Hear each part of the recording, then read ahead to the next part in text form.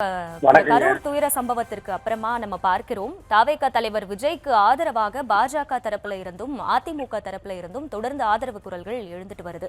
இப்ப பாஜகவை கொள்கை எதிரின்னு விஜய் அறிவித்திருந்த நிலையில இப்போ பாஜக அவருக்கு முழு ஆதரவை கொடுத்துட்டு வருது. தமிழக அரசை குறை கூறி இவருக்கு ஆதரவு கொடுப்பதற்கு என்ன பின்னணின்னு நீங்க நினைக்கிறீங்க?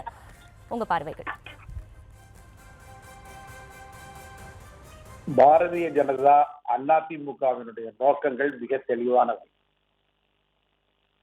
அவர்களால் ஒரே நேரத்தில்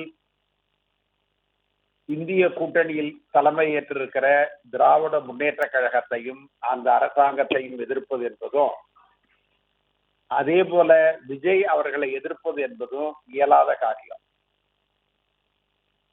ஆனால் அவர்கள் வழக்கமாக அவர்கள் செய்கிற பிரித்தாளுகிற ஒரு சூழ்ச்சியின் அடிப்படையில்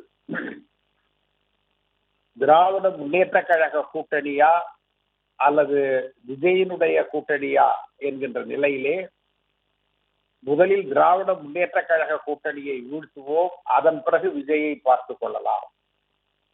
இரண்டு பேரையும் ஒரே நேரத்தில் எதிர்ப்பது என்பது அதிமுக பாஜக கூட்டணிக்கு சாத்தியமில்லை என்பதை அவர்கள் உணர்ந்து இந்த காரியத்தை கையில் எடுத்திருக்கிறார்கள். நாங்கள் ஒன்றை தெளிவாக அவர்களுக்கு சொல்லிக் கொள்ள விரும்புகிறோம். விஜய் அவர்கள் ஒரு புதிய கட்சி ஆரம்பித்திருக்கிறார், மகிழ்ச்சி தான். எங்களுக்கு ஒன்றும் ஜனநாயகத்துல தப்பு இல்லை.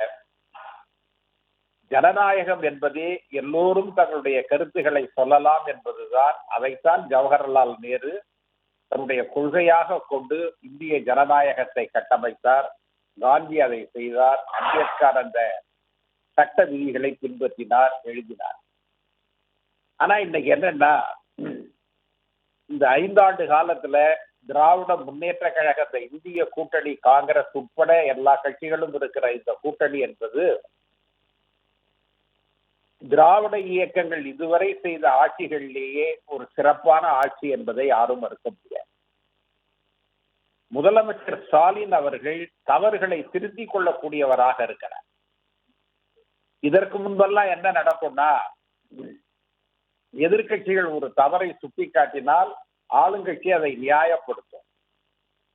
ஆனா இவருடைய ஆட்சியில என்னன்னா, ஒரு தவறை சுட்டிக்காட்டினால் உடனடியாக அதை சரி செய்கிறார்.